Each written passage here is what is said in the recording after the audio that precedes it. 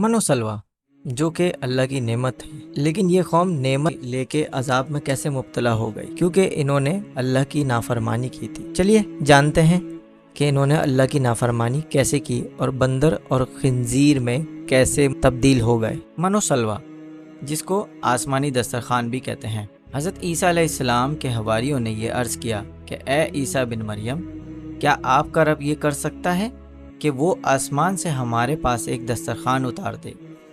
तो हज़रत ईसा अलैहिस्सलाम ने फरमाया कि इस तरह की निशानियां तलब करने से अगर तुम लोग मोमिन खुदा से डरो तो ये तुम्हारे लिए बेहतर है। ये सुनकर हवारियों ने कहा, हम निशानी तलब करने के लिए ये सवाल नहीं कर रहे, बल्कि हमारा मकसद ये है कि हम शिकम सैर होकर खूब खाएं और हमको अच्छी तरह आपकी सदाकत का इल्म हो जाए, ताकि हमारे दिलों को करार आ जाए और मोमिनीन का यकीन और बढ़ जाए और कुफ़ार ईमान ले आएं।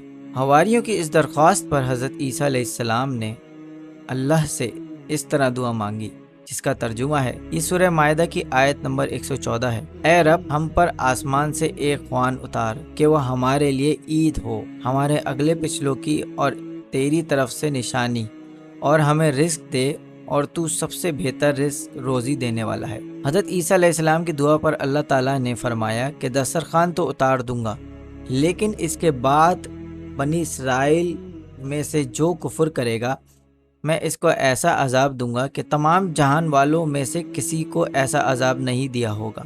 चुनाचा अल्लाह ताला के हुक्म से चंद फरिश्ते एक दस्तरखान लेकर आसमान से उतरे, जिसमें 7 मछलियां और 7 रोटियां थीं।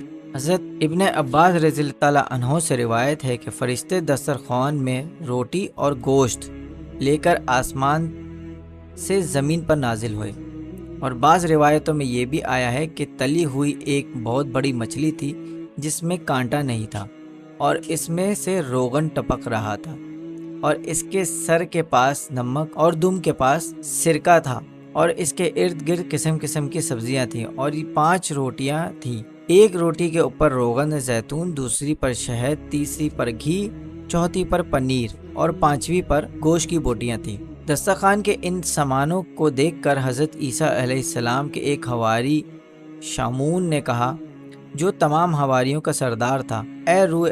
इसका पूरा किस्सा देखने के लिए नीचे लिंक पर क्लिक करें। शुक्रिया।